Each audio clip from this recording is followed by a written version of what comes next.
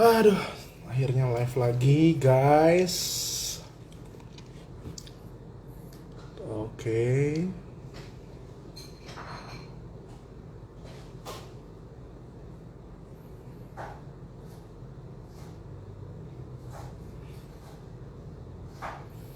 Selamat malam,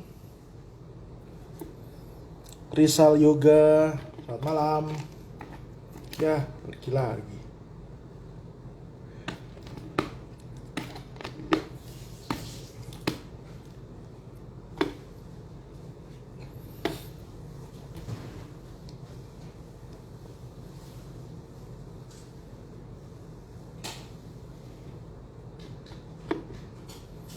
Ini nggak bisa dikasih itu ya, lagu apa kek?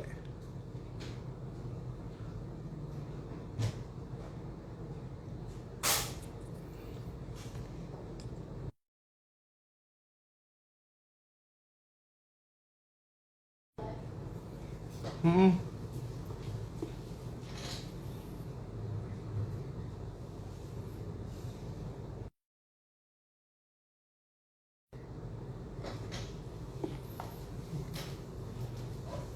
Waduh, Bapak Direktur sudah datang nih, founder. Pembicara kita udah datang. Kita masih nunggu ya. Selamat malam dan kembali lagi bertemu di hari Jumat. Seperti biasa, kami berkomitmen untuk berbagi cerita, berbagi pengalaman, berbagi ilmu, berbagi informasi seputar isu-isu psikologi. Ke depan juga nanti akan mengangkat tentang bedah buku. Kita juga nanti akan juga diskusi soal seputar manajemen dan sumber daya manusia. Woi, halo, hai, Ko Willy. Ya, sambil menunggu yang lain, hari ini pembicaranya masih dengan timnya Nose Consulting. Nanti dengan Kak Wendy. Oke, saya nunggu lagi. Saya wave dulu kali yang datang ya. Welcome para sesepuh-sesepuhnya Nose. Junior izin untuk pinjam akunnya. Oke, sudah jam 7.33. Wendy lagi siap-siap. Make sure sinyalnya bagus. Kita jam 7.35 akan invite dia. Masih ada beberapa teman-teman yang akan masuk lagi dan kita tunggu. Gimana kabar kalian? Baik ya. Apalagi Kurudi pasti udah sehat selalu tuh.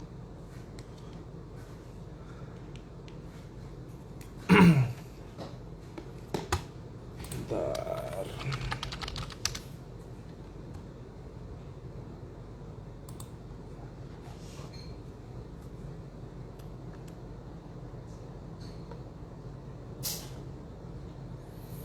Sinyalku putus-putus kah ya? Kenapa gua wave nggak bisa ya? Semoga enggak lah ya. Mantap.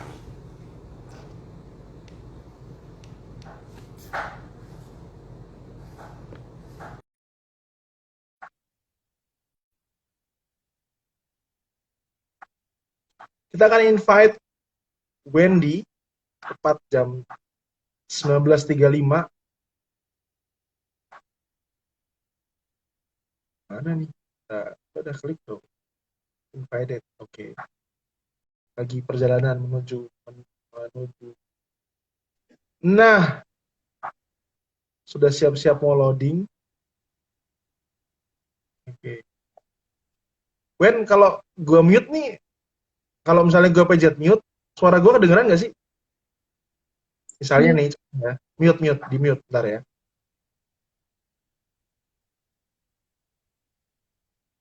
Nggak kedengeran.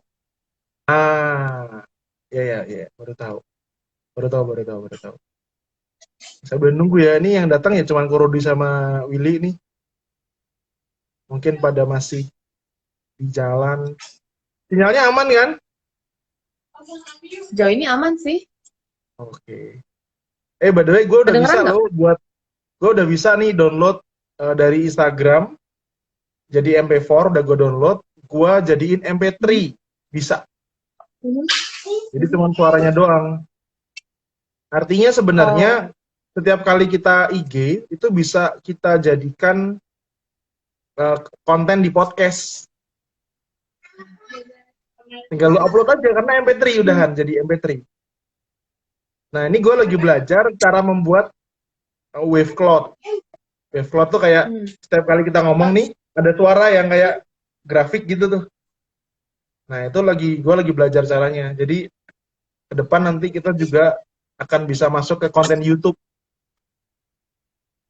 Nah, MP3 bisa ke ini nih, bisa ke podcast nih. Jadi sebenarnya eh, apapun yang kita nanti ngobrolin di IG ini bisa kita edit nanti ya kan. Depannya dikasih apa, background musik atau apa nanti setelah ngobrol semua bisa diedit lagi, tinggal diupload aja ke podcast. Sudah bisa dan ternyata caranya gampang banget. Jadi kayaknya kita perlu bahas lagi nih tema-tema yang lebih banyak. Ya dong, nanti world class consulting lah NOS itu harusnya. Ya nggak Pak Direktur? Mana direkturnya tuh? Pilih itu. Nah, tuh tepuk tangan tuh. Iyalah, world class consulting lah harusnya lah. Jadi supaya brandingnya kuat gitu maksudnya. Kan perlu banyak karya konten yang kita buat. Oke, nunggu kali ya, Ben ya? Hmm, Nunggu ya, kita boleh. menunggu.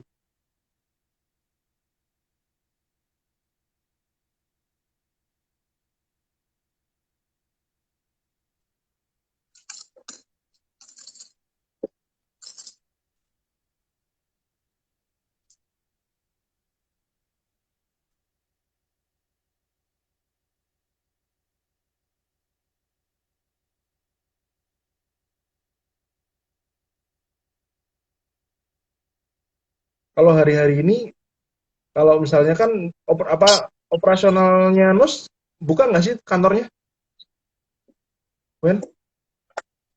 Buka. Prakteknya masih buka ya? Artinya schedule-nya Apanya? masih dilakukan secara offline ya? Kadang, kadang online juga. Oh, tapi sebenarnya Dua-duanya kayak idealnya pendekatan-pendekatan seperti itu tuh dilakukan secara online atau offline sih sebenarnya? pendekatan yang seperti apa, Kak, maksudnya? Misalnya terapi gitu. Oh, mungkin online ya. Mungkin offline, maksudnya Offline ketemu ya? langsung. Oke. Karena ada interaksi tadi ya yang jadi. Mm-mm. Terus Mungkin lebih nggak sih jelas ke kan? depan tiba-tiba ada metode baru untuk melakukan terapi dengan hanya online aja? Mungkin Nggak lo, mungkin ada. tapi ada yang pernah ada gitu. Lo pernah tahu nggak? Sejauh ini Ada yang memang pendekatan dengan online begitu. hmm, mungkin ada ya. Mungkin ada juga yang lakuin terapi online. Hmm, oke, oke, oke. Wah, udah ada yang datang. Halo, selamat malam Ayu. Oke, kita nyambung di minggu lalu nih. Kan temanya bulan ini kan kita membahas mengenai anger. Minggu pertama kita kan diskusi mengenai anger dalam konteks yang general gitu ya. Bicara mengenai, oh ada terapi online tuh, Billy. Wah, bagus juga tuh. Wah, keren. Bisa nih. Back to topik ya. Sorry. Kita kan minggu pertama kita bahas mengenai anger dalam konteks yang lebih luas ya. Penyebabnya, kira-kira. Terus kita habis itu membahas anger pada orang dewasa. Dan minggu ini kita akan bahas anger pada anak. Karena ya banyak ternyata masalah anger pada anak. Tapi pas banget sih sebenarnya gue nggak terlalu paham sih anger pada anak itu sebenarnya contohnya apa sih? Artinya gini, biasanya penyebabnya gitu ya kira-kira. Itu kalau yang apa namanya Yang ini kondisinya kita ngomong yang kondisi anak normal ya. Kita ngomong anak normal ya. Yang anger pada anak itu sebenarnya apa aja sih menurutmu? Nyakar gitu kali ya. Biasa Apa? anak-anak kan dia kan sering sering teriak, sering nyakar, Sorry putus-putus. sering teriak, sering nyakar, Guling-gulingan, ya teriak, guling-gulingan di lantai, ya, nangis-nangis lempar-lempar barang. dikenceng-kencengin gitu ya. Iya, iya, iya. Mm-mm. Nah, itu biasanya kenapa sih? Maksudnya, oke lah, pasti kan ada penyebabnya nih. Tapi Mm. kenapa ada anak, gue pernah lihat nih, ada anak temen gue nih, yang dia setiap kali marah nih, ini marah nih dia, meledak ngomong, misalnya disuruh sesuatu, misalnya contoh, gue kan ada komunitas gitu ya, terus ada tuh momen di mana anaknya, kamu masuk ke dalam, atau kamu di atas ya, misalnya begitu. Tapi ketika dia ngambek terus, nggak boleh ngambek ya, nggak boleh marah ya, begitu digituin langsung tiba-tiba langsung diem. Tapi ponakan gue semakin dibilang nggak boleh marah, nggak boleh ngambek, makin kenceng marahnya. Nah, sebenarnya apa yang bedakan sini bicara ngomong soal anak normal antara reaksi atau apa ekspresi kemarahan di anak yang satu dengan yang lain tuh bisa beda-beda kan? Nah, sebenarnya itu faktor-faktor apa yang mempengaruhi sebenarnya? Salah satunya yang sangat mempengaruhi mungkin usia ya. Dia usianya Usia. berapa, jadi dia udah belajar apa aja. Dia dia selama ini gimana sih pas dia marah itu pernah diajarin ngapain aja biar dia bisa ngatasin kemarahannya itu. Nah, kalau memang dia suruh bilang pertama kali banget gitu dibilang diem diem, ya mungkin bisa mereka bingung gitu. Ini kenapa disuruh diem? Perintah Jadi aku apa? harus ngapain gitu. Iya, Gue udah harus perintah apa ngapain ini? gitu kan. Eh, Iya. Berarti kata Terus kuncinya di kapan dia mulai, bagaimana orang tua mengajari tentang mengelola kemarahan anak itu ya? Kata kuncinya di situ ya. mm-mm. Iya, iya. Ada nggak sih momen ideal, artinya di usia berapa seorang anak itu harus mulai diajarin nih tentang bagaimana dia mengekspresikan marahnya dengan proper gitu ya. Karena memang gue tahu ada nih anak nih yang kalau marah tuh bisa mukul-mukulin mamahnya. Kayak marah tuh sampai Sejak kecil. mukul-mukul, jadi mukul-mukul gitu. Jadi ya maksudnya dia nggak sampai ada masalah, bro, enggak sih. Cuman emang ekspresinya dia tuh kayak ledakannya tuh sampai mamahnya nih kali, udah diem ya gitu, mama nakal gitu, beneran dipukul beneran, dan itu sekuat tenaga sampai gue tahu nyokapnya sampai kesakitan gitu. Nah, eh, usia berapa sih seharusnya anak itu mulai diajarin gitu, mulai dikasih pengertian misalnya?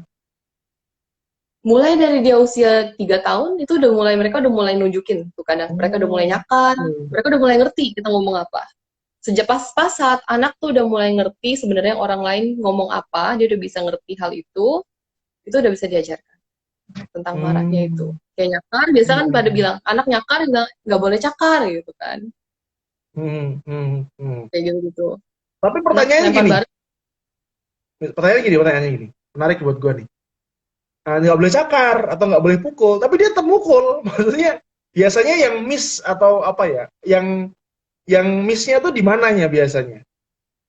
lebih karena Apakah biasa murni kan karena kalau bahkan mm, orang tua kan ada yang merasa bahwa, gue udah ngajarin anak gue supaya nggak mukul kalau marah, misalnya gitu ya. Tapi dia masih mukul nih, gitu. Kira-kira apa lagi? Maksudnya yang selain itu tuh apa lagi? Berarti kan enggak cuman hanya berubah atau terbentuk kemampuan mengelola amarahnya itu dari diajarin kan berarti ya? iya. Di pertemuan yang awal banget kita udah ngomong tuh anger itu tuh sebenarnya bisa muncul karena apa sih? Karena kita ada perasaan Hmm. frustasi atau ada hal-hal yang nggak bisa terpenuhi atau kita nggak bisa ngelakuin sesuatu Hmm. untuk mendapatkan yang diinginkan. Hmm. Nah, Hmm. pada Hmm. anak-anak itu juga sama. Mereka tuh nyakar Hmm. kadang ya, mereka ada nyakar, mereka Hmm. guling-guling. Biasa anak-anak guling-guling di mall Hmm. kan karena mereka nggak mau dibeli Hmm. mainan misalnya. Terus Ya, mereka benar nyakar, benar.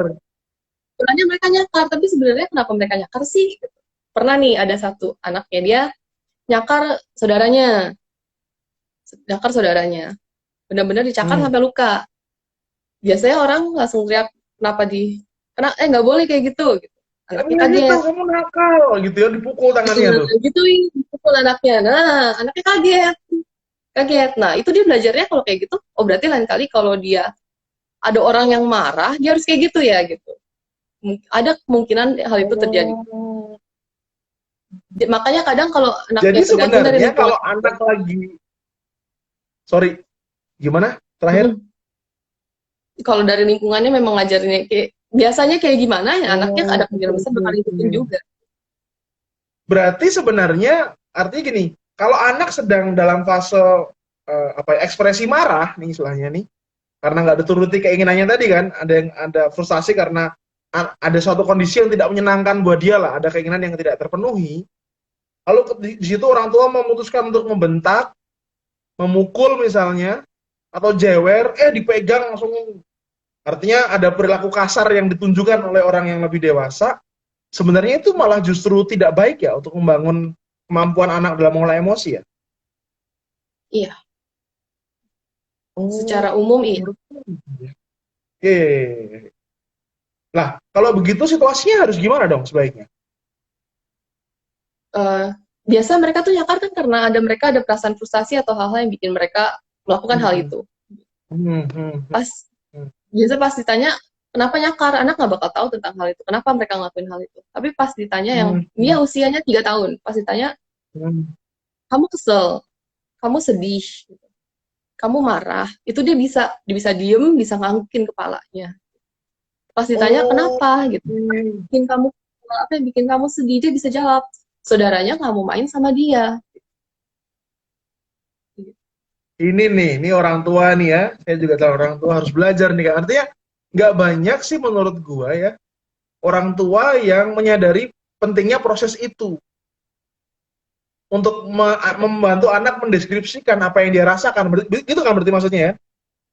Iya, ya, Berarti justru kuncinya kita kan bagaimana orang tua membantu anak menyadari apa yang dia rasakan, lalu memberikan suatu apa ya saran mungkin atau lain kali gitu ya. Begini ya. Berarti kan iya. artinya fase Mm, awal kan kamu ngerasain apa? Apa yang buat kamu iya, ngerasain itu kan gitu kan? Nah kadang-kadang orang iya. tua nggak melakukan dua fase awal ini nih, langsung bilang gini, kamu tuh nggak boleh begitu, nakal kamu nih. Mm, Kalau ternyata anak iya. ini apa marah gimana?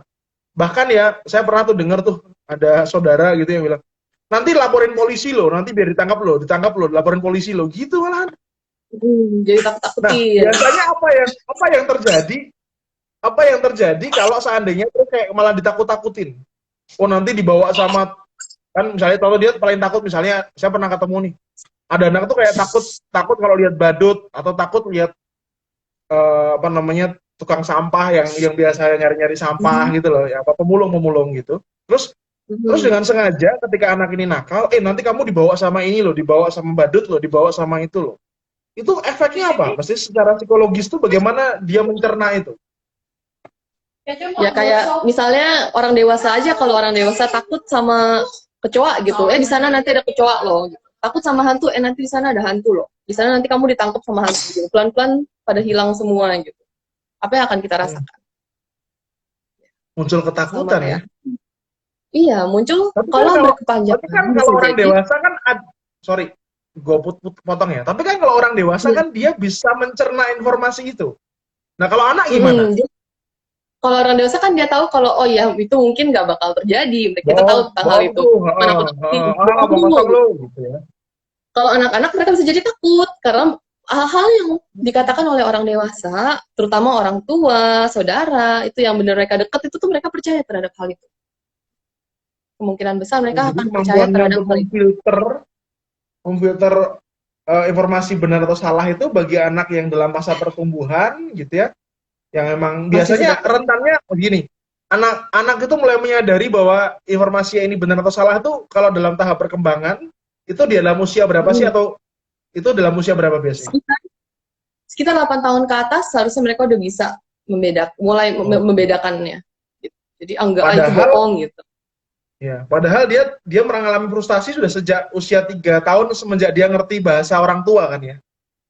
Iya, Waduh, berarti ada 5 tahun nih kalau nggak diajari dengan benar bisa repot juga ya. bisa jadi. Gitu. Tapi mereka Oh, memang udah oke, mulai oke, memfilter oke. pelan-pelan. Gitu. Usia 5 tahun mereka udah mulai memfilter pelan-pelan. Tapi usia 8 tahun seharusnya mereka pada saat itu bisa membedakan apakah Mana ini yang bisa melihat, bisa mikir ini mungkin nggak ya gitu. Tapi kalau masuk memang akal dari nggak sih? kecil mereka udah Bener nggak sih? Gitu ya.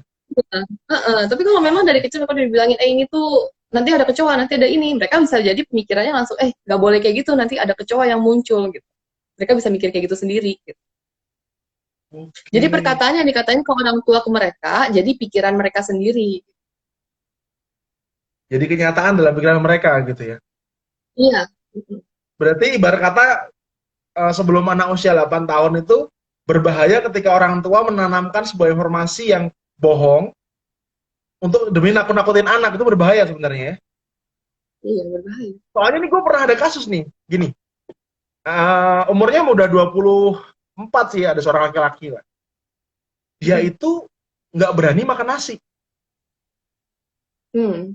Artinya kalau Nasi. nasi tuh ketika dia merasa apa di mulutnya masukin nasi nih, dia merasa kayak jijik banget gitu. Bisa muntah-muntah, literally gue pernah tahu. Ya gue juga iseng ya, gue kerjain makan nasi, mau gue tes. Gimana sih? Kan dia selama ini ngomong doang nih, mau tes gue kasih nasi. Dia nggak tahu itu nasi. Bener-bener muntahnya udah nggak karu-karuan tuh. Nah setelah gue ajak ngobrol-ngobrol, entah apa yang terjadi, dia merasa bahwa dari ketika kecil tuh dia pernah dikasih tahu, dipaksa suruh makan nasi, kalau nggak mau nanti ada belatungnya loh nanti nasinya udah makan lagi ada belatungnya gitu. Nah itu mungkin Jadi yang tadi contohnya ya, artinya bahkan sampai di usia 23 tahun nih, sekarang dia sudah dewasa, sudah udah menikah, terlalu. bahkan nih laki-laki nih sampai detik ini disuruh makan nasi muntah-muntah, bener-bener nggak bisa makan nasi. Maksudnya berarti bisa sedahsyat itu ya dampak program informasi yang diberikan kepada anak gitu ya. Iya. Oke, oke, oke, oke, oke. Anak tuh kayak Nah, kayak apa sih yang sabun yang warna sponge, sponge itu kayak sponge. uh, Mereka tuh nyerap. ya, tahu, tahu, tahu. Mm-mm. Sabun untuk nyuci itu Iya, maksudnya. iya, iya, iya. Oh, kenapa? Ya mereka kayak SpongeBob. Enggak, never mind. Oh, artinya apapun diserap gitu ya. Iya, mereka bisa nyerap segala sesuatu, Hmm. bisa Hmm. ngefilter juga, bisa jadi mereka Hmm. ngeresep semua juga gitu. Hmm. Hmm. Kan beda-beda setiap anak juga. Hmm. Hmm. Hmm. Nah, sebelum nanti kita bahas nih pertanyaannya Kak Anggun nih. Eh, terus apa yang harus gini? Bagaimana katakanlah gini? Katakanlah ada teman kita atau apa ya, yang udah terlanjur besar gitu ya, yang sudah punya punya udah terlanjur lah istilahnya. Nah, tapi ada juga kan yang baru newborn baby baru setahun 2 tahun. Nah, apa yang dari awal harus ditanamkan untuk istilahnya anak gua nih bisa memiliki kepengelolaan emosi yang baik dari awal nih. Gimana tuh? Bisa tolong ceritain nggak? Maksudnya metode apa atau strategi apa yang harus orang tua lakukan nih untuk bisa bisa membantu anak supaya bisa mengolah emosi dalam konteks anger dalam hal ini gitu ya, dengan lebih lebih Mhm. baik. Gitu. Yang pertama pasti kan kalau anak marah, dia pasti nunjukin dia Hmm, marah, nangis, dia hmm, frustasi, perasaannya hmm, dia tunjukkan dalam bentuk dia frustasi, dia menangis, dia lempar hmm, barang, dia hmm, teriak. Nah, hmm, saat dia melakukan hal itu, kita bantu dia untuk mengenal sebenarnya apa yang dia rasakan. Kamu marah, kamu hmm, sedih, kamu hmm, kesel, yang kayak hmm, tadi itu. hmm, hmm. Jadi kita justru ngasih dia perkenalan ke emosi itu apa sih. Sebenarnya ini tuh Oke. wajar loh kalau misalnya kamu nggak dapet yang kamu mau, kamu nangis, kamu kesel, ya itu wajar. Gitu. Hmm, Cuma nangisnya itu yang bisa cara alternatifnya, cara lainnya gimana sih biar dia bisa hmm, melakukan. Kalau hmm, kemudian itu terjadi lagi, nanti selanjutnya dia bisa ngapain? Gitu. hmm. Karena Oke, oke. Berarti istilahnya melakukan dialog dari hati ke hati mengenai apa yang dia rasakan, terus kenapa dia merasakan itu, lalu memberikan memberikan apa ya, nasihat-nasihat ketika dia mengalami lagi di kemudian hari harus seperti apa. Itu menjadi ya, fondasi yang sangat penting ya sebenarnya untuk membangun seorang anak itu memiliki kemampuan pengelolaan marah yang baik gitu ya. memberikan arahan cara alternatif lainnya gimana sih? Betul, betul. Karena kan kemarin juga kita sempat bahas bahwa sebenarnya emosi dalam bentuk marah ini kan salah satu emosi dasar manusia nih. Sebenarnya kan netral kan ya. Tapi Iya, bagaimana kita sebenarnya. bereaksi atas sensasi marah tadi kan tuh akan tergantung bagaimana kita diajarin kan di masa kecil gitu soalnya gitu. Itu dibentuk dan dibiasakan oleh orang tua kan. Iya. Iya. Oke. Nah, Jadi kita pun ini juga menarik nih. sebenarnya belajar dari Hmm. lingkungan. Gitu. Kita juga sebenarnya belajar dari lingkungan, anak-anak juga sama. Hmm. Tadi ada pertanyaan yang menarik menurut gua nih dari Kak Anggun nih. Kalau marah pada Hmm. anak third culture kids seperti apa penanganannya? Third culture tuh berarti anak yang bisa jadi tinggal di orang tua dengan budaya Indonesia misalnya tiba-tiba dia pindah misalnya anak diplomat gitu misalnya. Kan dia sering sering dari kecil sudah terbiasa dengan shifting culture nih. Tiba dia dikirim ke Jerman misalnya, habis dari Jerman dikirim ke Afrika misalnya begitu. Nah kan emang kita mengenal ada istilahnya shock culture kan, cara Culture shock. cara bicara, cara komunikasi, kebiasaan masyarakat di masing-masing negara kan berbeda. Nah anak yang punya anger issue, yang backgroundnya third culture itu biasanya gimana cara penanganannya? Ini pertanyaannya. Sama kalau dari kayak balik lagi sebenarnya dia marahnya tuh karena apa sih? Marahnya di Oke. situasi apa aja sih? Karena biasanya Oh marah kan sebenarnya, pasti ada penyebabnya. Gitu. hmm, Jadi betul penyebabnya itu contohnya dari anak mana? diplomat gitu kan. Hmm. Berarti sebenarnya kembali lagi problemnya bukan apakah dia apa namanya mengalami shock culture karena pindah-pindah atau karena Iya. dia apa namanya mungkin contoh nih gue lebih lebih lebih contoh yang lain lah misalnya biasa pindah sekolah misalnya orang tuanya PNS misalnya atau pejabat militer misalnya yang harus pindah nih sekolah jadi dia SD nih 6 tahun tapi dia baru 2 tahun pindah lagi ke SD yang lain 2 tahun lagi pindah lagi ke SD yang lain mungkin isunya sama jadi poinnya sebenarnya bagaimana orang tua bisa membantu anak itu untuk mengenali penyebab dan kenapa dia marah. Betul ya? Betul gitu nggak kira-kira? Iya, salah satunya kayak gitu. Sebenarnya dia marahnya apa? Apakah karena kan itu kan anak pindah-pindah itu kan banyak stresornya ya. Dia bisa Betul, marah betul. gara-gara dia Beda orang. nggak bisa berhenti, beda orang, Betul, dia nggak ada betul, teman. betul, betul, Bisa betul, jadi dia marah gara-gara dia harus ninggalin tempat yang dulu gitu. betul, betul. Marah karena dia nggak ngerti kenapa kita harus pindah-pindah gitu. Ya, ya, ya. Karena kadang-kadang Dan bener nih anak TCK biasanya not belonging to anywhere. Betul, saya setuju. Karena jadi dia terbiasa dengan mixed culture. Dia merasa sebenarnya gue tuh hmm, harus gimana sih menghadapi perubahan ini gitu. Nah, bener nih, ya, iya, gue bisa jadi kan sekarang selalu dibully ini. iya Nah, biasa. biasanya gini, selain tadi kita mengajarkan si anak ini untuk mengenali apa yang dia rasakan, mengenali apa namanya, kenapa dia merasakan itu, dan bagaimana kita sebagai orang dewasa mengajarkan dia cara mengatasi ketika menghadapi itu, ada lagi nggak cara lain? Artinya gini, contohnya tadi kasus yang Kak Anggur sampaikan deh, dia pindah sekolah, baru misalnya sekolah, pindah negara bahkan ya misalnya, terus dibully. Apalagi kalau negara barat ya, oh apa namanya anak-anak orang Asia Iya. gitu ya, bener kan? Mm, Gak usah anak-anak mm, gitu ya. Sekarang aja kan lagi tren ke sana orang Asia dibully gitu. Nah, gimana? mm. Artinya dia kan nggak cuman hanya meledak-ledak nih. Artinya ada kemarahan, tapi juga dia korban atas kemarahan orang lain. Gimana ngajarin dia untuk tadi sehat apa artinya gini, mentally sehat gitulah istilahnya begitulah. Atau dia bisa adaptif Mm. dengan kondisi yang dia alami gitu. Yang pertama pasti kita lihat dulu.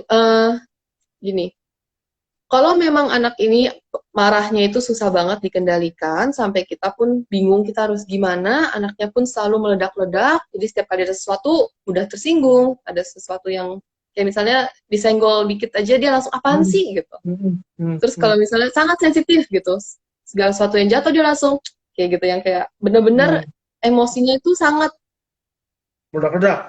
intens, meledak-ledak Ya. dan itu setiap hari terjadi terus-terusan terus-menerus.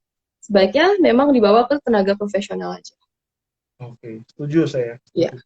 Karena bisa jadi betul. belum tentu, gue masih ingat nih, belum tentu setiap anak itu cukup nyaman ketika dia harus cerita apa yang dia rasakan pada orang tuanya sendiri.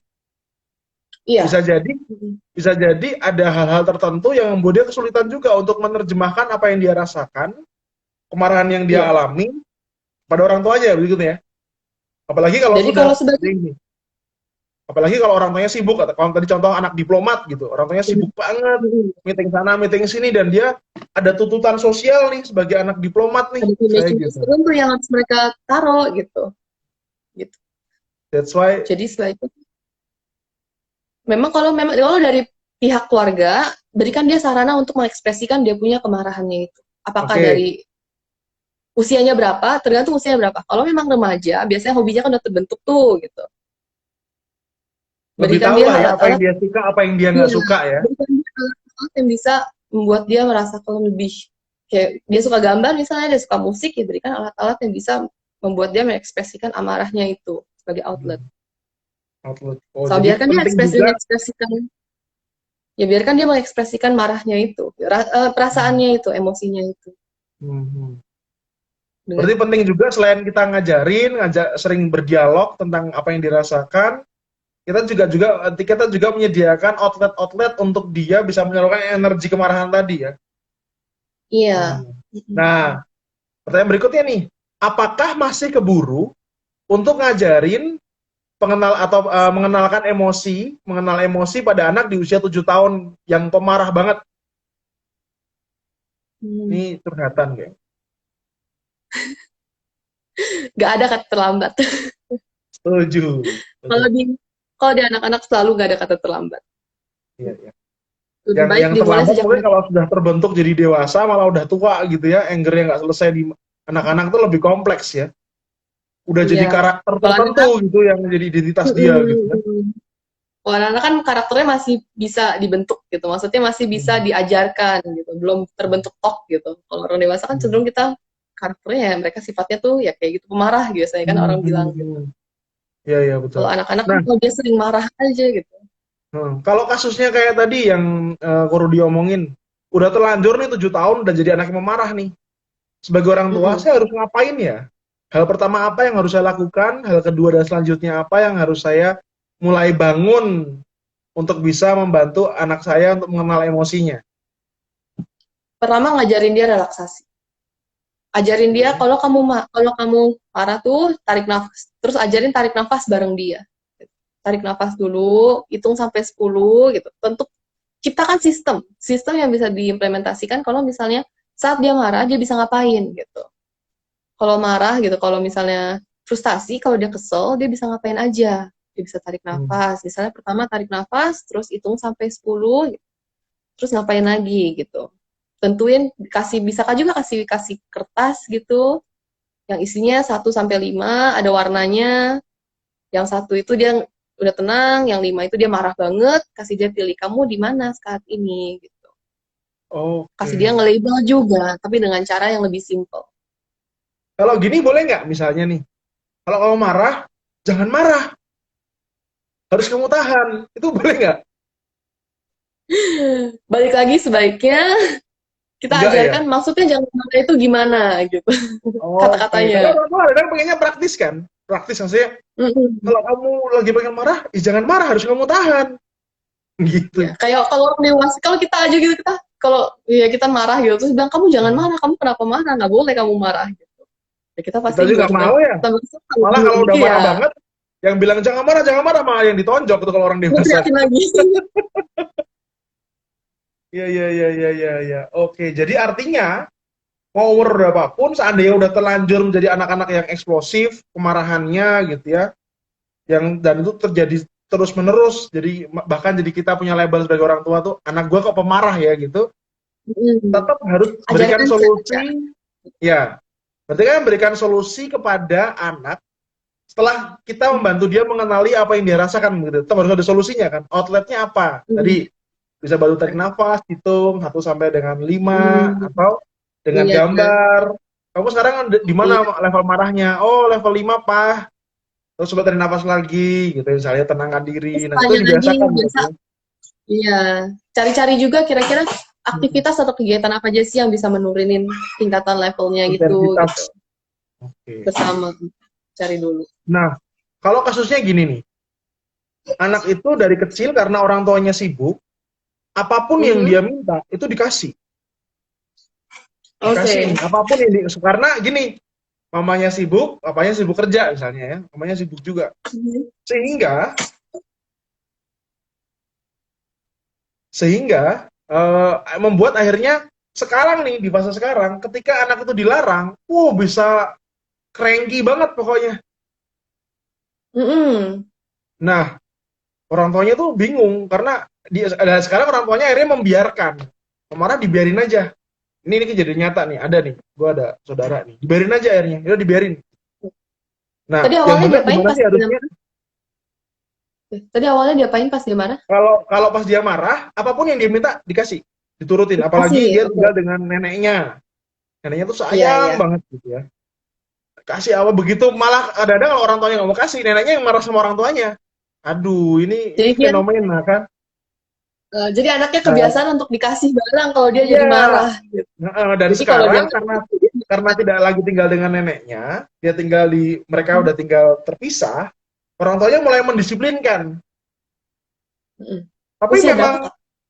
usianya 4 tahun mungkin ya, 4 kali ya. Mm-mm. Oke. Nah, itu gimana tuh? Maksudnya baru 4-5 tahun lah, 4-5 tahun, kayaknya Mm-mm. baru-baru gitu, 4-5 tahun. Iya, Nah, itu gimana masih tuh ya? baru. Apa yang orang tua harus Bentuk ini kejadian nyata nih. Heeh. Dan sekarang nih, rutinitasnya sorry, dulu itu kan, sorry sekalian.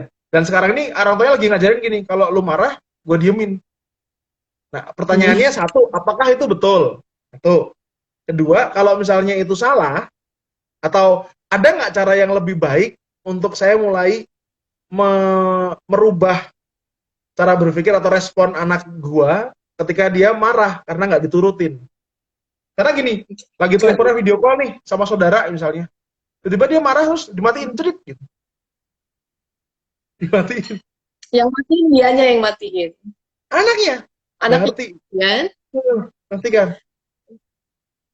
Terus biasa kalau anaknya matiin, orang tuanya ngediemin anaknya gitu ya? Atau Ya dimarahin orang justru. tuanya Kamu, telepon lagi mungkin ya, telepon lagi. Jadi ya mungkin didiemin, saya nggak tahu.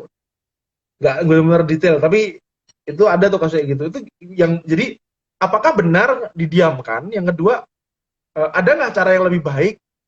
Karena udah terlanjur nih, udah terlanjur dari kecil dibiasakan, dikasih orang tuanya sibuk. Jadi kayak proses untuk mengganti kehadiran orang tua dengan memenuhi apa yang anak inginkan gitu. Nah, untuk gimana nih? didiamkan, diam untuk 10 detik, kita diam untuk tarik nafas, silakan. Untuk ngendalin kita punya emosi sendiri ya. Terus 10 detik ya. Ya, untuk ngendalin Oke, kita punya terus? emosi sendiri untuk handle anak kita sendiri gitu. Hmm, Atau orang itu, anak itu. Gitu. hmm, Tapi untuk ngediamkan kayak jangka panjang gitu, sebaiknya berarti kalau kayak gitu anaknya nggak diajarin kalau dia marah dia harus ngapain gitu. Kalau dia hmm, marah, ya dia ngelakuin aja hal-hal yang marah itu yang kayak dia matiin, dia ngelakuin sesuatu. hmm, Kan kayak hmm. kadang kayak Iya. tindakan-tindakan yang nyari perhatian ya. Gitu. Oh, jadi Bisa jadi. ya, dapat kata kunci Jadi bagus nih. Berarti sebenarnya itu bagian dari cara dia cari perhatian ya. bisa Nah, jadi pertanyaannya bagus gitu. nih. Dari ada salah satu nih. Nah, beberapa orang tua tuh gini, pas anaknya marah, orang tua lebih marah lagi.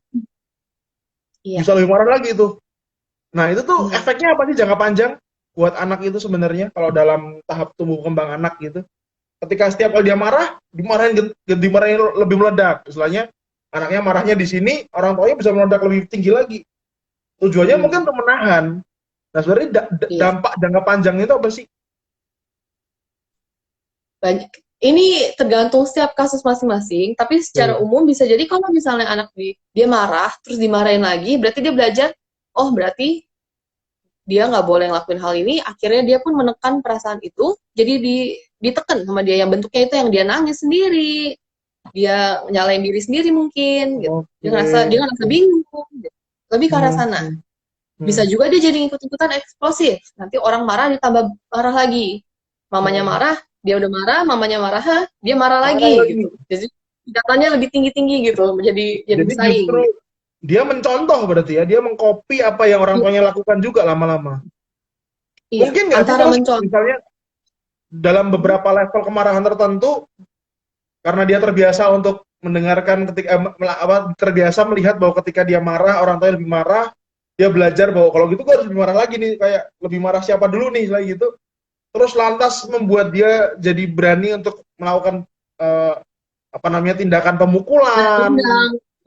Bisa jadi. Dia jadi Oh, saking emosinya nggak terkendali, meluap, tampilannya ya dia nonjok, dia nendang gitu. Fisik tampilannya. berarti sebenarnya cukup Bisa jadi. lumayan lumayan itu ya, lumayan besar resikonya saat dari kecil kita tidak mengajarkan anak untuk mengenali emosi, memahami kenapa dia mengalami atau merasakan itu, bahkan Sih. kita nggak ngajarin cara menyalurkan energi marah itu gitu ya.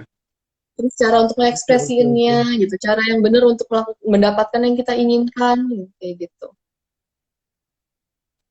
Oke, oke, oke. Wah, ini pelajarannya seru banget. Nah, tadi kan kita bahas mengenai kondisi anak normal nih, marah pada anak normal. Hmm.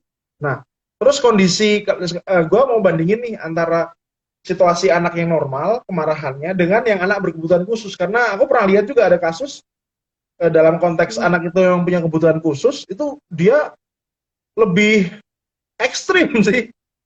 Asli ekstrim banget. Bahkan fisiknya udah bener-bener yang jambak, nggak mau dilepas gitu ya, gitu tuh. Sebenarnya di mana sih titik pembedanya, atau bisa kasih contoh nggak sih ya, ledakan-ledakan emosi atau marah tadi, ledakan-ledakan marah untuk anak kasus-kasus anak berkebutuhan khusus nih dibandingkan dengan normal?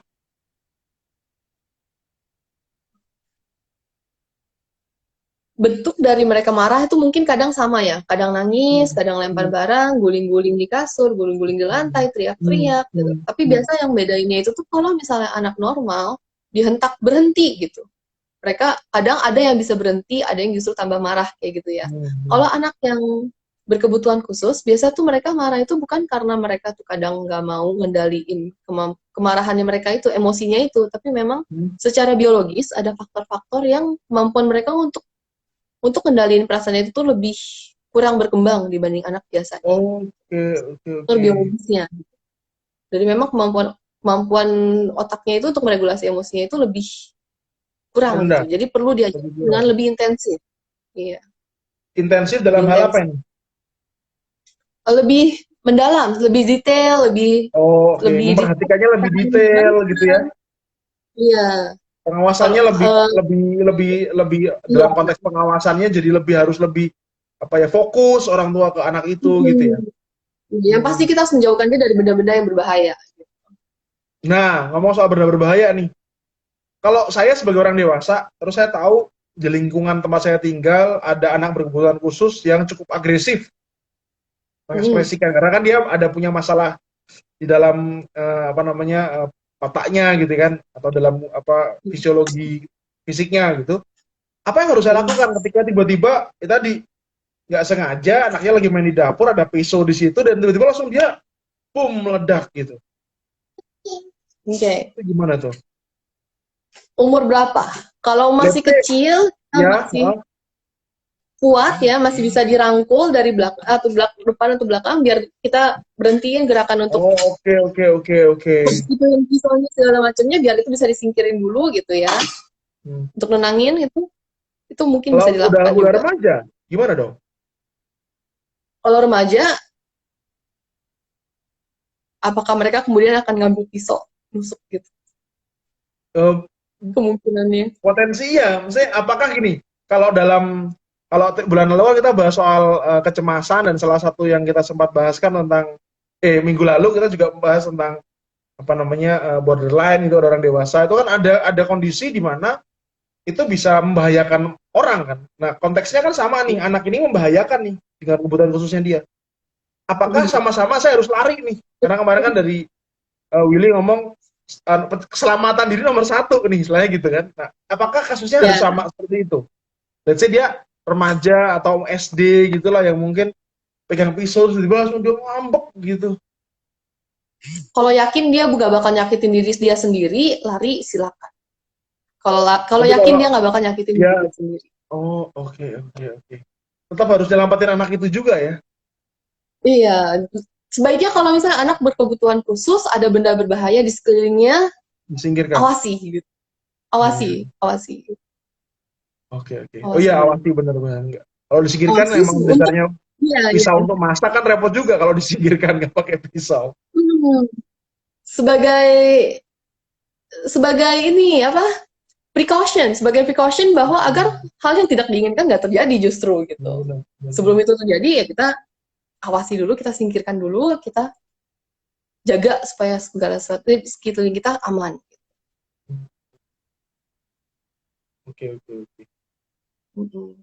Wah, ini penting banget nih kayak gini-gini untuk orang tua ya ternyata. Maksudnya ternyata membangun apa namanya kemampuan anak dalam mengelola emosi sejak dini itu menjadi kunci pertumbuhan dia berikutnya ya. Termasuk apalagi dalam Sangat. mengelola anger kan ya. Kita, Jadi, kalaupun orang dewasa, kita bisa ngelihat anger kita itu sebenarnya kayak gimana sih? Kita bisa lihat dari lingkungan kita sebelumnya kayak gimana sih? Gitu. Mungkin ada hal-hal yang kita pelajari, bisa kita refleksikan dulu itu kayak gimana sih? Gitu. hmm, Ada yang ditiru nggak sih? Gitu. hmm. Iya betul sekali sih. Ini menarik sih kayaknya. Artinya memang memberikan apa kemampuan untuk bisa mengenali marah pada anak ini itu menjadi hal yang sangat penting supaya anak itu ke depannya lebih bisa dewasa mungkin ya, lebih bisa mengelola dengan baik saat menghadapi situasi dan kondisi yang baru ya. Iya. Ada nggak nih tips nih, kita balik lagi ke anak normal nih. Kita, Iya. nah, ada nggak sih tips bagi orang tua yang katakanlah udah terlanjur, mereka udah sibuk setengah mati, nggak ada waktu buat anak gitu ya, dan mereka lalu udah mulai menyadari bahwa anak saya ini pemarah sekali nih, anak saya tuh sangat tidak terkontrol tiap kali marah gitu. Ada nggak sih tips yang orang tua meskipun sudah terlambat, dalam arti terlambat tuh bagi mereka gitu ya, udah sekian tahun nih mengabaikan untuk membekali anak dalam mengenali emosi marahnya dan mengelolanya dan memberikan solusi atas itu gitu. Nah, ada nggak sih satu tips aja atau dua tips gitu? Mau 5 juga nggak apa-apa sih, terserah. Tips gitu yang, Terima yang, sebanyak yang orang itu tua bisa boleh ya. praktekkan. Yang pasti kita harus paham bahwa kita itu manusia. Jadi kita pasti Hmm. buat kesalahan, kita sama-sama belajar. Gitu. Jadi kita bisa pertama kita refleksikan dulu. Biasanya kalau anak marah, apa yang kita lakukan, reaksi kita gimana, kita amarah kita sendiri itu bagaimana sih? Hmm, hmm, hmm. Baru kita terapkan. Sebenarnya apa dari kita yang bisa kita ubah, kemudian dari anaknya sendiri, apa yang bisa kita ajarkan untuk dia ngendaliin emosinya itu. Hmm.